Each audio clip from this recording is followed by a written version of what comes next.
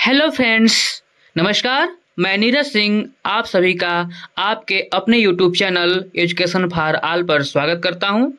साथियों, हम सभी लोग यूपी बोर्ड के नवीनतम पाठ्यक्रम पर आधारित कक्षा 8 के विज्ञान भारती थर्ड का अध्ययन कर रहे हैं, जिसमें हम सभी लोग लेसन 1 से लेकर के लेसन 8 तक का अध्ययन कर चुके हैं।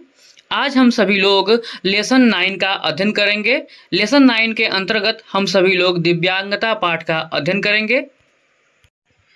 दिव्यांगता पाठ के अंतर्गत हम सभी लोग दिव्यांगता के कारण, दिव्यांगता के लक्षण एवं प्रकार, चोट लगने पर प्राथमिक उपचार, दिव्यांगता के प्रति राष्ट्रीय एवं अंतर्राष्ट्रीय स्तर पर प्रयास एवं सामाजिक दायित्व बिंदुओं का अध्ययन करेंगे।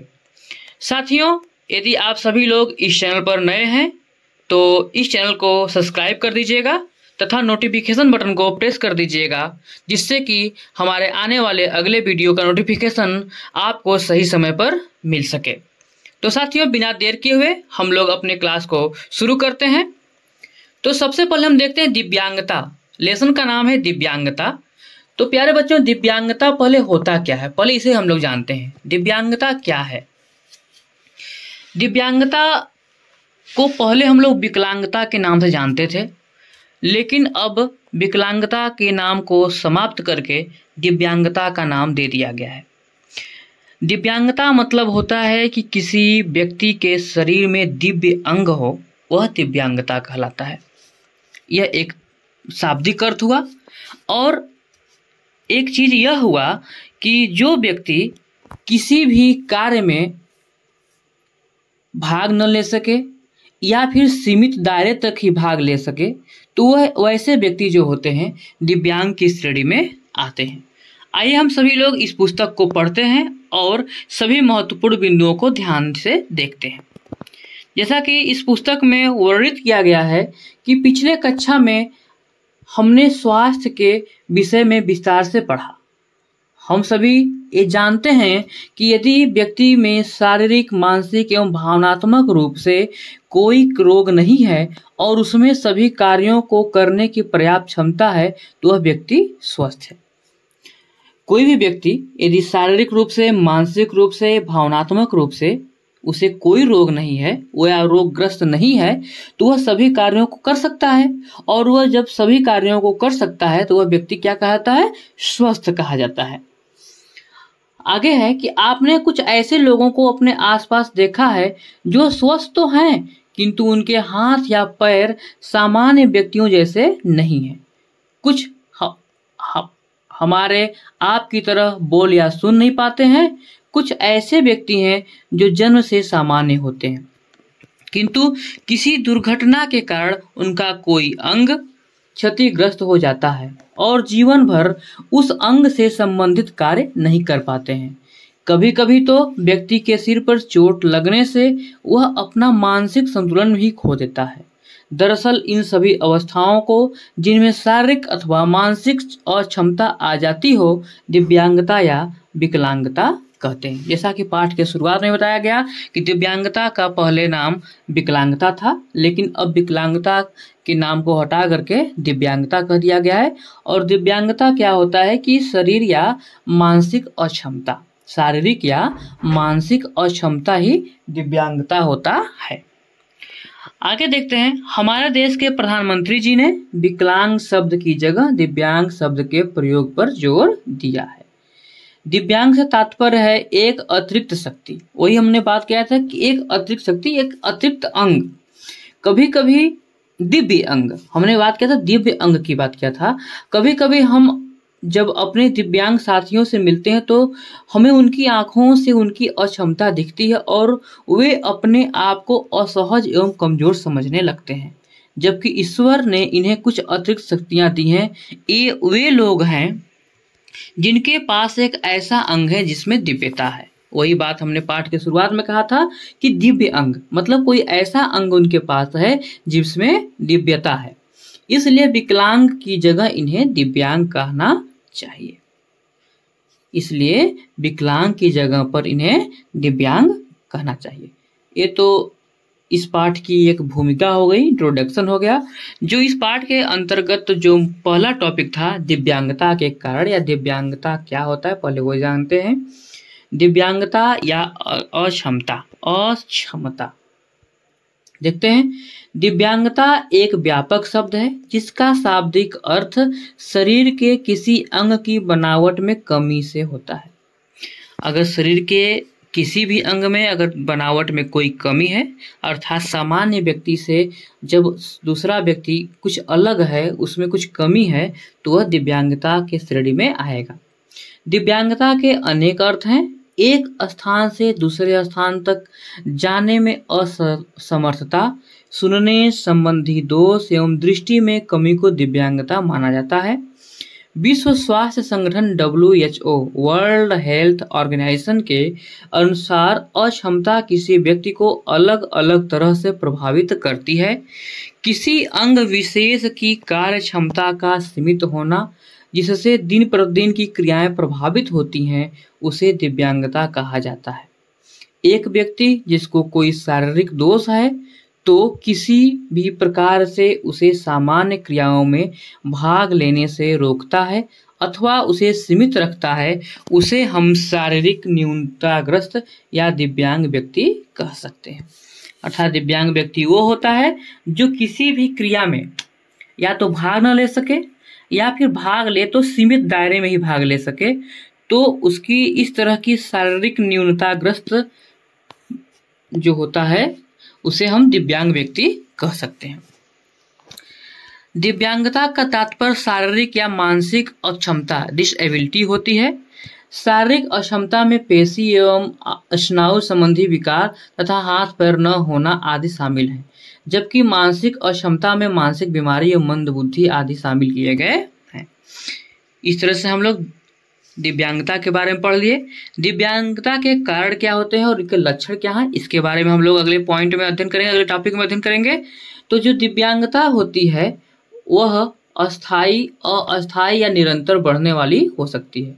जो दिव्यांगता होती है अस्थायी, अस्थायी अथवा निरंतर बढ़ने वाली भी हो सकती है। जैसे पहला है जन्मजात दिव्यांगता, उपार्जित दिव्यांगता।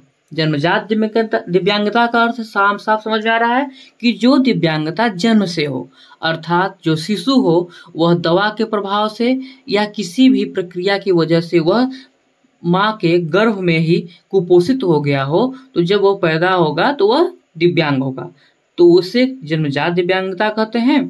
और उपार्जित दिव्यांगता का अर्थ होता है कि व्यक्ति तो सामान्य, शिशु सामान्य पैदा हुआ, लेकिन व्यक्ति भी सामान्य हुआ, लेकिन किसी दुर्घटनाग्रस्त होकर के जैसी दुर्घटना में उसके किसी अंग का क्षति हो गया, तो उस प्रकार की जो दिव्यांगता होगी वह उपार्जित दिव्यांगता के अंतर्गत आएगी। आइए हम सभी लोग देखते हैं। जन्मजात दिव्यांगता जन्म से ही परिलक्षित होती है। यह आनुवंशिक अथवा गर्भ के दौरान संक्रमण, विकिरण या दवाओं आदि के दुष्प्रभाव से हो सकती है। उपार्जित दिव्यांगता के बारे में हम लोग देखते हैं।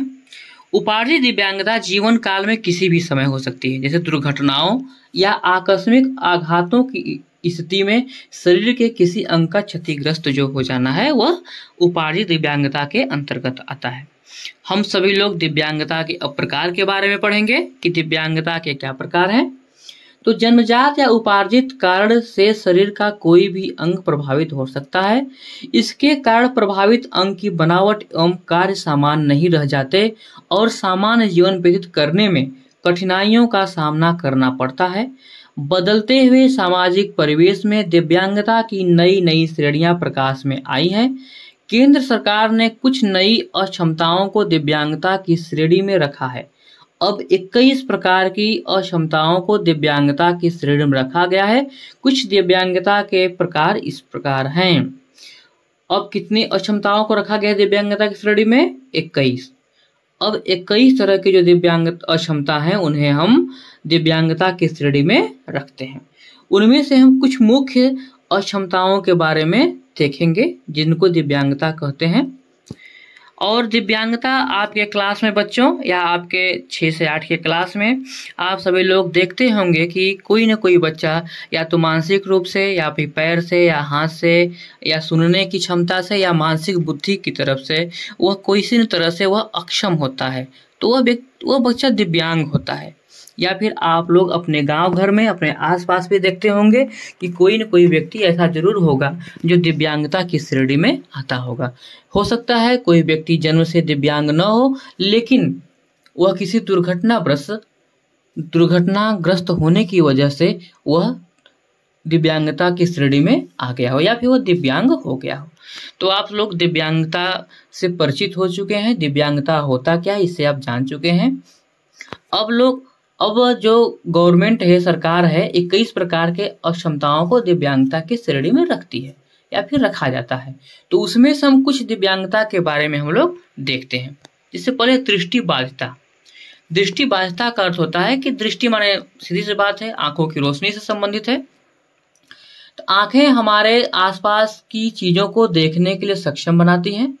देखने की क्षमता को विजन, आईसाइट या दृष्टि कहा जाता है। दृष्टिबाधित व्यक्ति पूर्ण रूप से या आंशिक रूप से देखने में अक्षम होते हैं। दृष्टिबाधिता की श्रेणी में वही शिशु, बच्चा या फिर व्यक्ति आते हैं जो फिर किसी भी वस्तु को या फिर किसी भी चीज को या तो पूर्ण रूप से न देख सकें या आंशिक रूप से देखने में अक्षम होते हैं। तो ये सभी लोग दृष्टिबाधिता के अंतर्गत आते हैं। अगला जो दिव्यांगता का प्रकार होता है वो लोकोमोटर दिव्यांगता होता है। इसको जानते हैं कि लोकोमोटर दिव्यांगता के अंतर्गत कौन आते हैं। तो हड्डियों, जोड़ों या मांसपेशियों की अक्षमता को लोकोमोटर दिव्यांगता कहते हैं। अर्थात जिन भी व्यक्तियों में हड्डियों, जोड़ों, मांसपेशियों में अक्षमता है तो वैसे व्यक्ति लोकोमोटर दिव्यांगता की श्रेणी में आएंगे।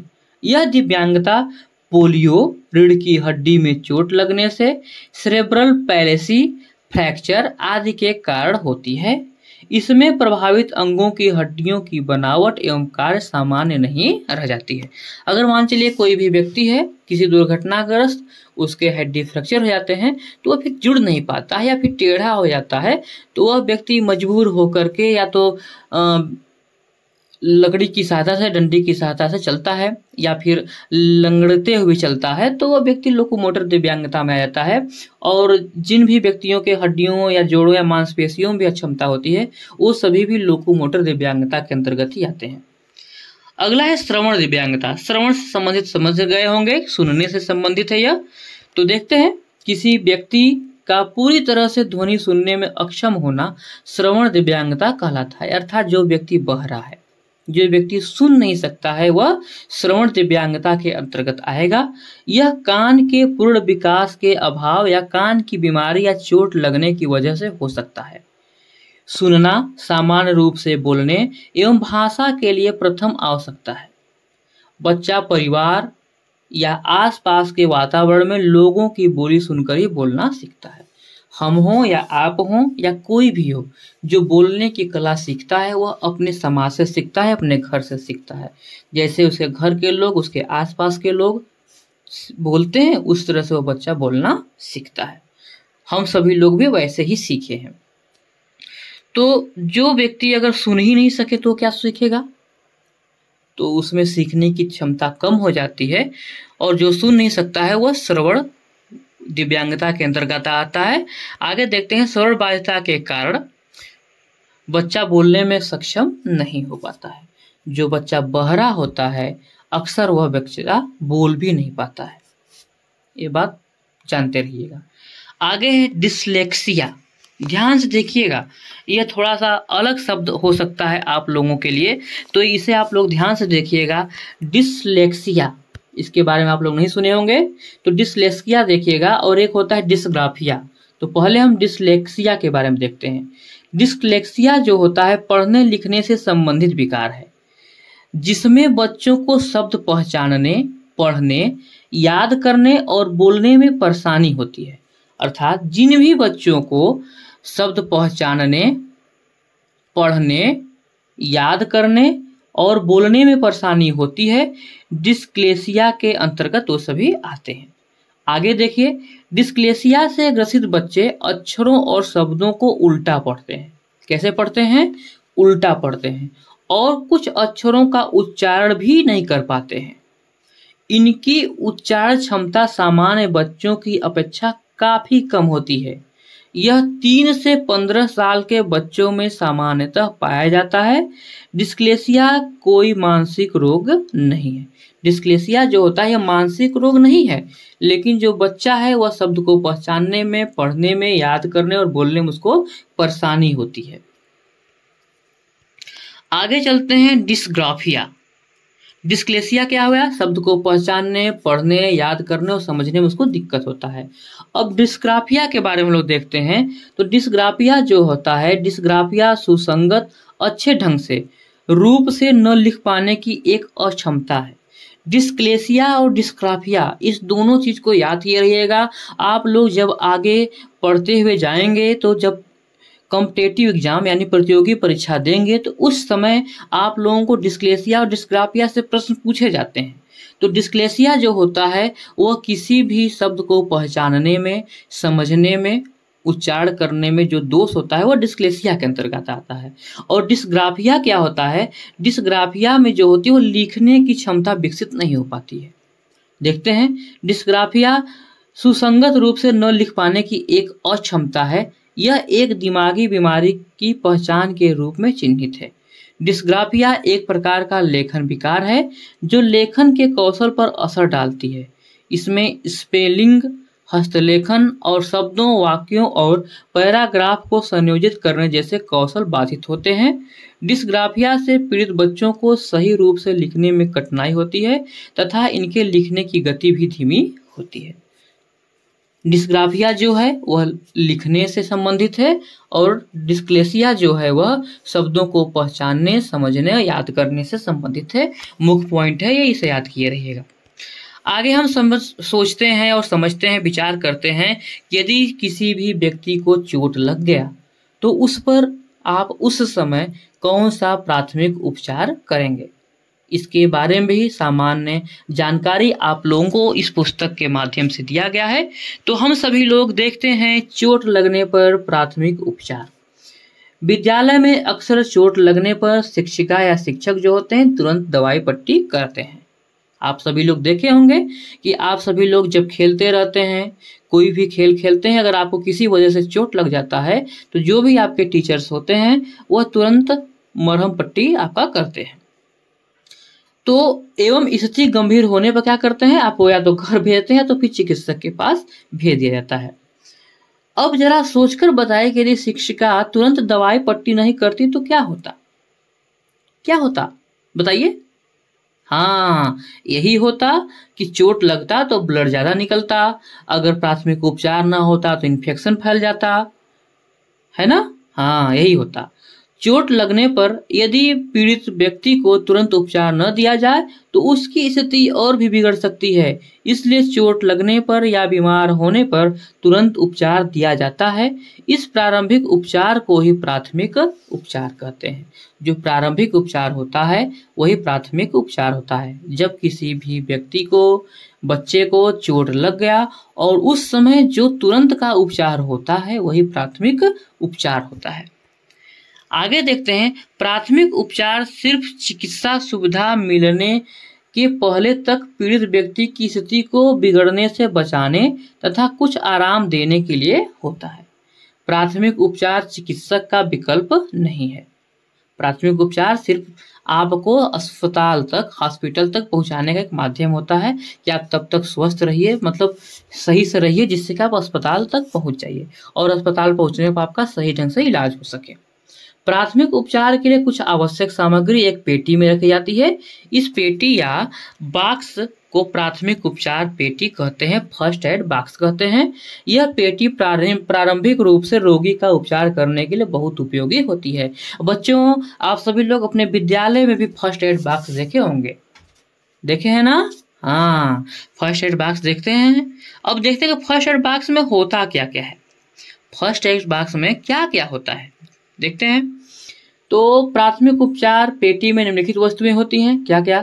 अस्पताल में उपयोग लाई जाने वाली रुई होती है, पट्टियाँ होती हैं, गाज, पिन, कैंची, डॉक्टरी थर्मामीटर, चम्मच, गिलास, साबुन, तौलिया छोटा, माचिस, टार्च, खपच्ची, लकड़ी की खपच्ची, ये सब होते हैं। कुछ दवाइयाँ भी होनी चाहिए, जैसे पैरासीटामॉल होता है, डिटॉल होता है, टिंचर, ग्लूकोज, ओआरएस का पैकेट होता है, पेन बाम होता है, एंटीसेप्टिक क्रीम होता है, नमक या शक्कर, ये सभी होते हैं।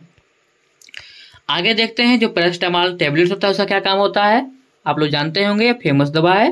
पैरासीटामॉल जो टेबलेट होता है वो बुखार उतारने के लिए होता है, ठीक। ग्लूकोज तथा ओआरएस क्या होता है, यह उल्टी चक्कर आने लगे तब देने के लिए होता है। एंटीसेप्टिक क्रीम तथा डिटॉल क्या होता है, यह घाव को धोने, जिससे धो करके डिटॉल से घाव को धोया जाता है और इससे संक्रमण न हो सके, और फिर उस पर एंटीसेप्टिक क्रीम को लगाया जाता है। आगे चलते हैं, कुछ बातों को हमें ध्यान में रखना चाहिए, कुछ बातों को ये सब करते समय ध्यान में जरूर रखना चाहिए। जैसे क्या कि डॉक्टर के सलाह के बिना कोई भी दवा नहीं खानी चाहिए। ये सभी लोग याद करिएगा कि डॉक्टर की सलाह के बिना कोई दवा नहीं खानी चाहिए। ये नहीं कि कोई दवा मिला बस धंध खा लिए, ना ना ना, ये गलत है। आप सभी लोगों को डॉक्टर की सलाह से ही दवा खानी चाहिए। ये बात आप लोग घर में भी बताइएगा कि जब तक ले डॉक्टर आपको सलाह न दे कि ये दवा खाना है तब तक दवा मत खाइए। अगर ऐसा करते हैं तो जो दवा खाए हैं वो दवा आपको रिएक्शन कर सकती है, जिससे कि आप ज़्यादा बीमार पड़ सकते हैं। अगला पॉइंट है कि प्राथमिक उपचार पेटी में मलहम और तेज गंध वाले दवाओं व खानों की दवाओं को अलग अलग रखना चाहिए। जो फर्स्ट एड बॉक्स होता है उसमें जो तेज गंध वाले दवा और मलहम जो होता है उन सबको अलग अलग रखना चाहिए। अगला है, दवाएं खरीदते समय व उपयोग करते समय उनके उपयोग की अंतिम तारीख अवश्य देख लेना चाहिए। जो दवा होती है उस दवा पर बनने का डेट और एक्सपायर होने का डेट दोनों लिखा होता है, तो जो उसकी अंतिम तिथि होती है, एक्सपायर तिथि होती है, उसे जरूर देख लेना चाहिए, क्योंकि उसके एक्सपायर डेट के बाद का दवा नहीं खाना चाहिए, नहीं तो वो दवा हम सभी को नुकसान कर सकती है। अगला पॉइंट है कि प्राथमिक उपचार पेटी में मलहम और तेज गंध वाली दवाओं व खाने की दवाओं को अलग अलग रखना चाहिए, इसको हम देख लिए हैं। अगला है कि दवाएं खरीदते समय व उपयोग करते समय उनके उपयोग की अंतिम तारीख अवश्य देखना चाहिए, ये तो भी बात हो चुका है। आगे, ऐसी दवाएं जिसके उपयोग की तारीख निकल चुकी है उन्हें प्राथमिक उपचार पेटी से निकालकर उनके स्थान पर नई दवाई रख लेनी चाहिए, यह सलाह दी जा रही है।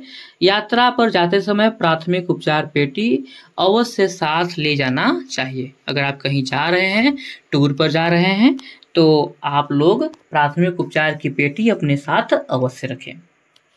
कुछ और भी जाने, चलिए कुछ और भी जाने के अंतर्गत देखते हैं कि बाजार से खरीदी गई दवाइयों पर निर्माण दिनांक MFGD, ये आप लोग कोई भी दवा लीजिएगा, टैबलेट लीजिए, उससे पीछे जरूर लिखा होता है, तथा उनके उपयोग की अंतिम तिथि अर्थात एक्सपायर डी यानी एक्सपायर डेट लिखी होती है। आप कोई भी चीज़ देखेंगे, यहाँ तक कि खाद्य सामग्रियों के ऊपर भी MFGD और EXPD लिखा होता है।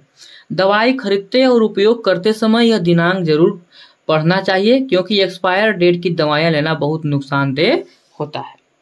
हमारे आसपास किसी को भी चोट लगने, जलने, पानी में डूबने, जहरीले जानवर के काटने, नक्सीर फूटने, कुत्ते के काटने जैसी दुर्घटनाएं हो सकती हैं।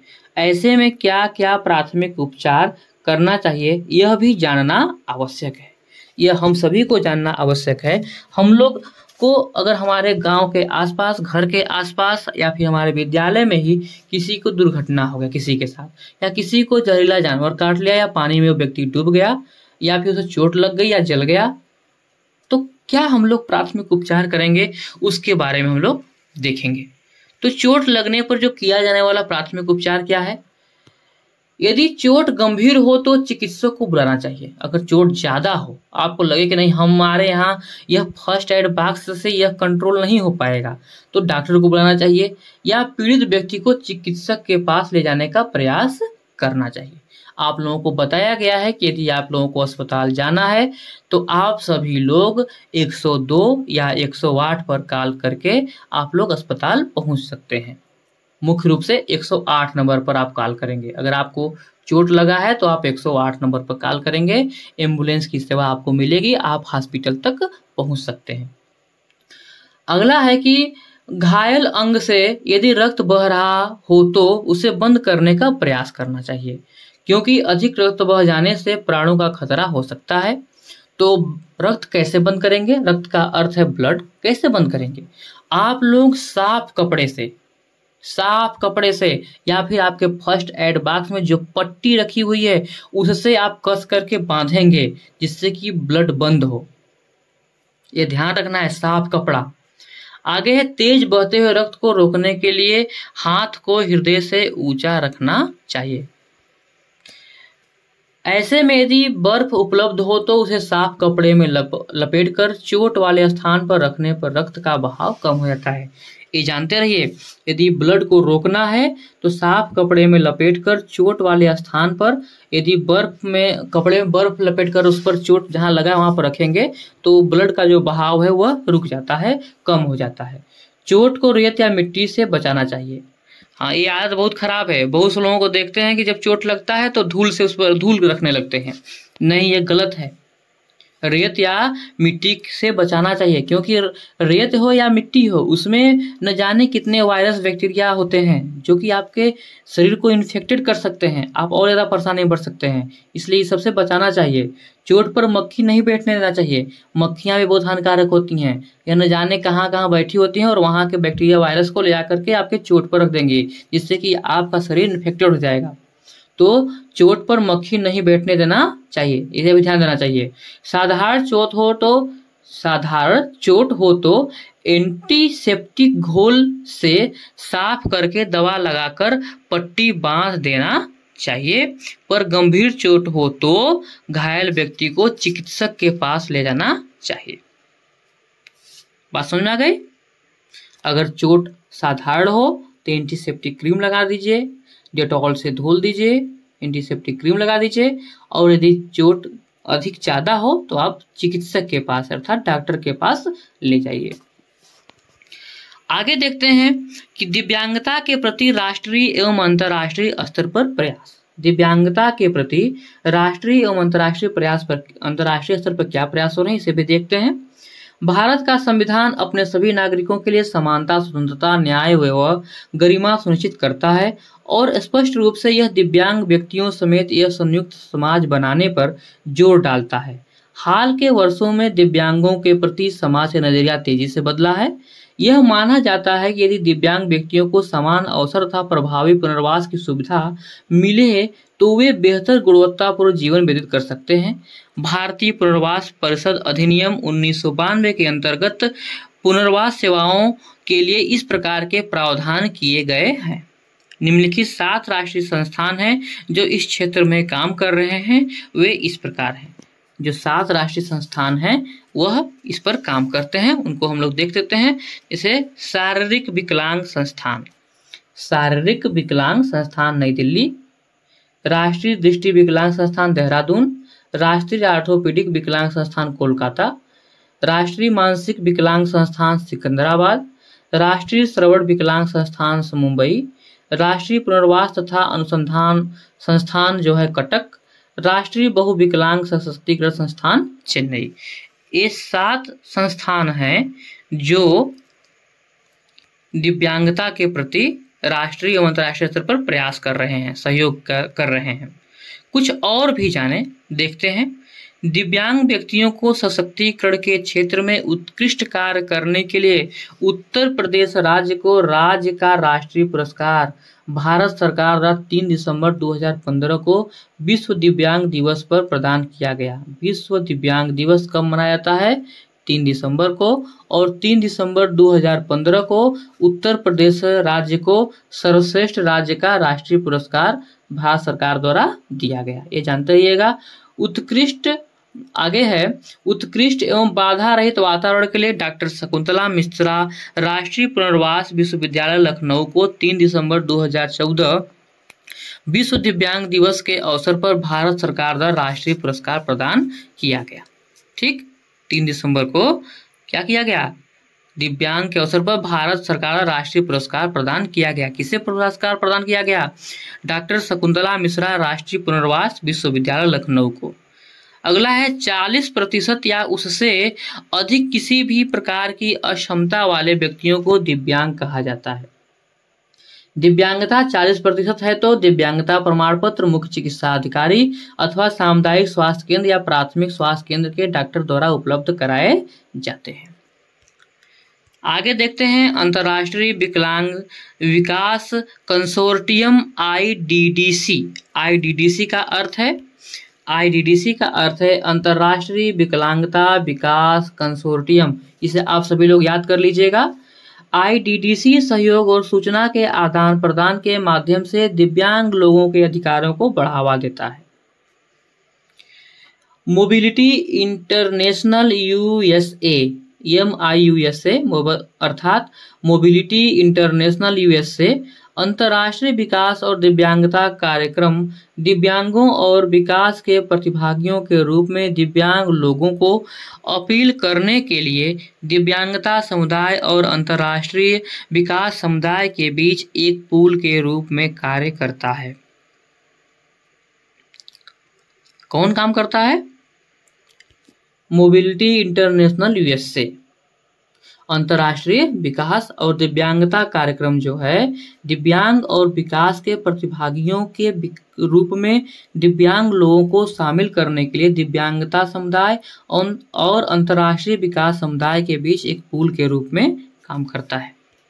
आगे देखते हैं दिव्यांगजनों के प्रति सामाजिक दायित्व। इसे आप सभी लोग जरूर ध्यान से देखें, ये जानना जरूरी है और ये समझना भी है। इसके लिए इस पॉइंट को पढ़ते हैं। हमारा दायित्व है कि हम दिव्यांगों की शारीरिक स्थिति को नज़रअंदाज करते हुए उनके आत्मविश्वास एवं मनोबल को बढ़ाएं। देखिए हमारा जो पहला दायित्व क्या है कि किसी भी विकलांग नहीं कह सकते हैं, दिव्यांग, किसी भी दिव्यांग व्यक्ति के शारीरिक स्थिति को हमें नज़रअंदाज करना चाहिए और उसके साथ एक सामान्य व्यक्ति की तरह ही पेश आना चाहिए। उस व्यक्ति से हमें घृणा नहीं करनी चाहिए और न ही उससे कोई मन में द्वेष रखना चाहिए। आगे देखते हैं। उनकी कार्य क्षमताओं को देखते हुए उन्हें समाज की मुख्य धारा से जोड़ने का प्रयास करना चाहिए और उनकी जैसी भी कार्य क्षमता है, जो भी वो कार्य कर सकें, उस कार्य के अनुसार उन्हें समाज से जुड़े रखना चाहिए। हमें अपनी इस सोच को बदलना होगा कि दिव्यांग व्यक्ति घर, परिवार एवं समाज पर बोझ होते हैं। इसको एकदम आप लोग चेंज कर लीजिएगा। बच्चे हैं आप लोग, बड़े होंगे, समझदार और ज़्यादा होंगे, तो इस सब बातों को आप नज़रअंदाज करिए। आपके घर में, समाज में, परिवार में कहीं भी अगर कोई दिव्यांग व्यक्ति है, दिव्यांग बालक है, तो उसे आप बराबर मौका दीजिए, उसके साथ समय बिताइए, उसे आप अवसर दीजिए कुछ करने का और उसकी जैसी क्षमता हो उसमें उसका रुचि जानिए और उसमें उसे लगाइए, कार्य करने का अवसर प्रदान करिए। आज राष्ट्रीय अंतर्राष्ट्रीय स्तर पर विभिन्न प्रतिस्पर्धाएं आयोजित की जाती हैं जिनमें विजयी प्रतिभागियों को पुरस्कार से सम्मानित किया जाता है। आप लोग सभी देखते होंगे कि पैरा ओलंपिक गेम अभी हुआ है। पैरा ओलंपिक, इसमें सब दिव्यांग लोग ही भाग लेते हैं और भारत उसमें स्वर्ण पदक, रजत और कांस्य जीता है। आगे देखते हैं कि जिनमें अतः हमारे दिव्यांग साथियों ने भी सिद्ध कर दिया है कि वह किसी से कम नहीं है। उन्हें समानता के अवसर रहने चाहिए। उनकी भावनाओं के साथ खिलवाड़ नहीं होना चाहिए और न ही उन्हें सहानुभूति दिखाकर दया का पात्र बनाना चाहिए। अक्सर हमारे दिव्यांग साथी जागरूकता के अभाव में सरकार द्वारा दी जा रही सुविधाओं का लाभ नहीं ले पाते, जिससे उनकी उन्नति में बाधा पहुंचती है। यह हम सबका सामाजिक कर्तव्य है कि हम अपने दिव्यांग साथियों को सरकारी योजनाओं के प्रति जागरूक करें, उन्हें सामान्य जीवन व्यतीत करने में मदद करें ताकि हमारे दिव्यांग साथी अन्य लोगों के समान पूरे आत्मसम्मान के साथ जीवन व्यतीत कर सकें। कुछ और भी जानें। इसके अंतर्गत देखते हैं कि अंतर्राष्ट्रीय स्तर पर शारीरिक रूप से अक्षम व्यक्तियों के लिए पैरा ओलंपिक खेलों का आयोजन किया जाता है। देखिए हम उसकी बात अभी कर रहे हैं। अभी पैरा ओलंपिक गेम संपन्न हुआ है कुछ महीनों पहले। पैरा ओलंपिक खेलों का आयोजन सन 1960 में रोम में किया गया था। सबसे पहले कब आयोजन किया गया था? रोम में। और कब किया गया था? 1960 ईस्वी में। इसे याद कर लीजिएगा सभी लोग। प्रत्येक वर्ष 3 दिसंबर को विश्व दिव्यांग दिवस के रूप में आता है। ये हम लोग पहले भी जान चुके हैं कि 3 दिसंबर को विश्व दिव्यांग दिवस मनाया जाता है। अब लास्ट में हम इस पाठ के अंतर्गत क्या सीखे, वह सभी चीजें हमने सीखा पॉइंट्स के अंतर्गत देखते हैं कि शारीरिक एवं मानसिक अक्षमताओं को दिव्यांगता कहते हैं। दिव्यांगता क्या होता है? शारीरिक एवं मानसिक अक्षमताएं जो होती हैं वह दिव्यांगता की श्रेणी में आती हैं। वर्तमान में 21 प्रकार के अक्षमताओं को दिव्यांगता की श्रेणी में रखा गया है, जिसमें हम लोग लोकोमोटर, डिस्क्लेसिया, डिस्ग्राफिया, श्रवण और दृष्टिबाधिता के बारे में देखे हैं। डिस्क्लेसिया और डिस्ग्राफिया, ये इस पर बहुत जोर से आप लोगों को बताया गया, जोर दे करके इसे आप लोग ध्यान से याद कर लीजिएगा। प्राथमिक उपचार के लिए कुछ आवश्यक सामग्री को एक पेटी या बॉक्स में रखा जाता है, जिसे प्राथमिक उपचार पेटी कहते हैं। अगला पॉइंट है दवाइयों का निर्माण दिनांक एवं अंतिम दिनांक देखकर ही खरीदनी और उपयोग करनी चाहिए। बिना डॉक्टर की सलाह के किसी भी दवा का इस्तेमाल हमें नहीं करना चाहिए। बात समझ में आई? बिना डॉक्टर के सलाह के किसी भी दवा का हमें उपयोग नहीं करना चाहिए। तो बस प्यारे बच्चों, आज इस क्लास में बस इतना ही। हम लोग इस तरह से दिव्यांगता पाठ पर आधारित समग्र अध्ययन कर चुके हैं। हम लोग नेक्स्ट वीडियो में दिव्यांगता पाठ पर आधारित अभ्यास प्रश्न हल करेंगे। वीडियो देखने के लिए आप सभी का बहुत बहुत धन्यवाद। आप सभी लोग स्वस्थ रहिए, मस्त रहिए और सीखते रहिए।